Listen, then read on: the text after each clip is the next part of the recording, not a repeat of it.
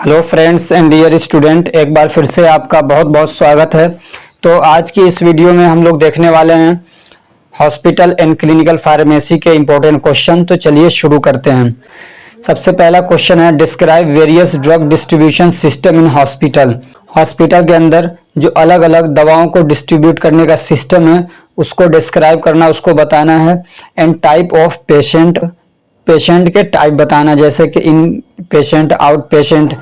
उसके बाद दूसरा क्वेश्चन है, write a note on patient counselling and role of pharmacist in patient counselling and stages. ये वाला क्वेश्चन कम्युनिटी फार्मेसी में भी है और यहाँ पे भी है, ठीक है ना, ये आ सकता है यहाँ पे भी। उसके बाद क्वेश्चन नंबर 3 है, define hospital and hospital pharmacy. Hospital क्या होता है और हॉस्पिटल फार्मेसी क्या होता है, डिफाइन करना है।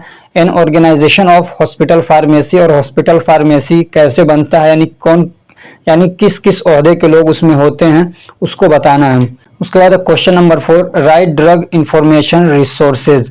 दवाओं के बारे में आप इंफॉर्मेशन कहाँ से लेते हैं, कैसे लेते हैं, क्या रिसोर्सेज है उसके बारे में आपको लिखना है।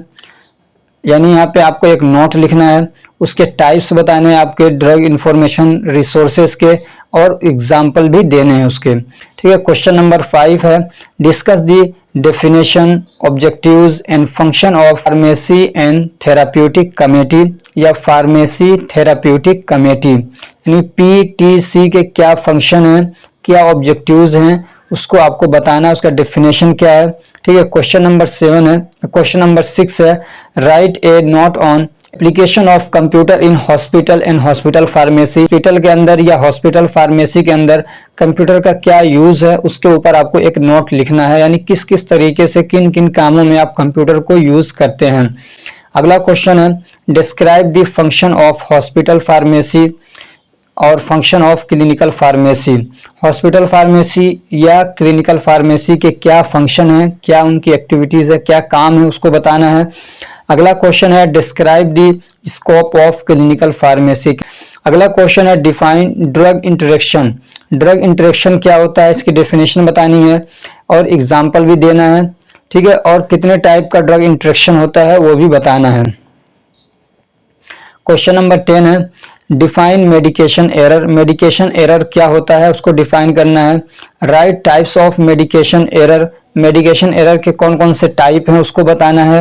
And strategies to minimise the medication error, और मेडिकेशन एरर को कैसे रोका जाए, कैसे कम किया जाए, उसकी क्या स्ट्रेटेजीज हैं, क्या उसके तरीके हैं, उसको डिस्कस करना है, डिफाइन करना है। अगला क्वेश्चन है, describe general method for treatment of poisoning. अगर पॉइजनिंग हो रही है तो उसका जनरल मेथड क्या है वो बताना है, सिंपल सा है बिल्कुल। उसके बाद है, give normal value and significance of. ये कह रहे हैं ब्लड कोलेस्ट्रॉल का नॉर्मल लेवल क्या है और उसकी क्या सिग्निफिकेंस है। अगर कम ज्यादा होता है उसका लेवल तो उसकी क्या सिग्निफिकेंस है, क्या अहमियत है, यानी क्या दिक्कतें हो सकती हैं। दूसरा है ESR, ठीक है, एरिथ्रोसाइट सेडिमेंटेशन रेट के बारे में आपको उसका नॉर्मल वैल्यू बताना है, अगर कम ज़्यादा होता है तो क्या बताता है उसके बारे में आपको बताना है। तीसरा है हीमोग्लोबिन। अगला क्वेश्चन है, define patient monitoring and adverse drug reaction.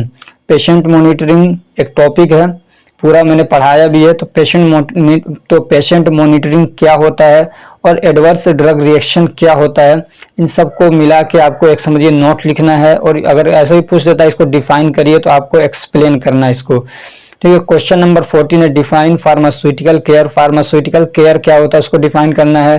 Therapy management MTM क्या होता है इसको डिफाइन करना है, या होम मेडिकेशन रिव्यू क्या है इसको एक्सप्लेन करना है। अगला क्वेश्चन है, describe hospital formulary. Hospital formulary क्या होता है इसको डिस्क्राइब करना है।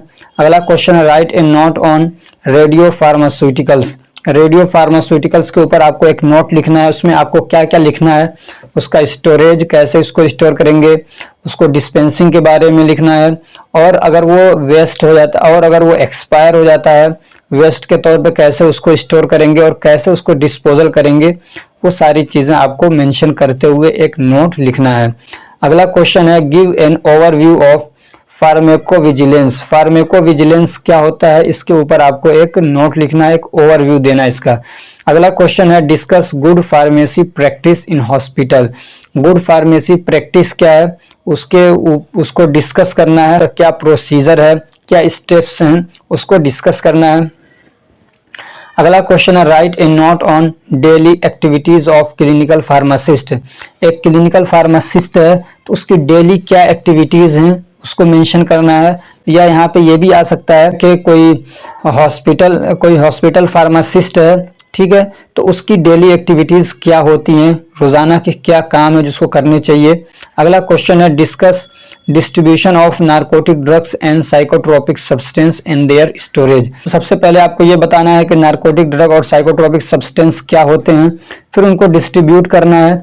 एक सेंट्रल फार्मेसी होती है, चीफ फार्मासिस्ट जहाँ पे बैठता है, फिर वहाँ से दवाओं को अलग अलग वार्ड में ज़रूरत के हिसाब से डिस्ट्रीब्यूट किया जाता है। अब उसके अलग अलग तरीके हैं, तो उसी के बारे में पूछ रहा है कि नार्कोटिक ड्रग्स जो हैं और जो साइकोट्रोपिक सब्सटेंस हैं उसको डिस्ट्रीब्यूट करने के क्या तरीके हैं, क्या मेथड्स बताए गए हैं, कैसे करना चाहिए, क्या प्रोसीजर अपनाना चाहिए कि नार्कोटिक ड्रग और साइकोट्रोपिक का गलत इस्तेमाल न हो सके, कोई मिसयूज न कर सके, कोई चुरा न सके, और इसके स्टोरेज के बारे में क्या सावधानियां बरतनी चाहिए उसके बारे में यहाँ पे आपको लिखना है।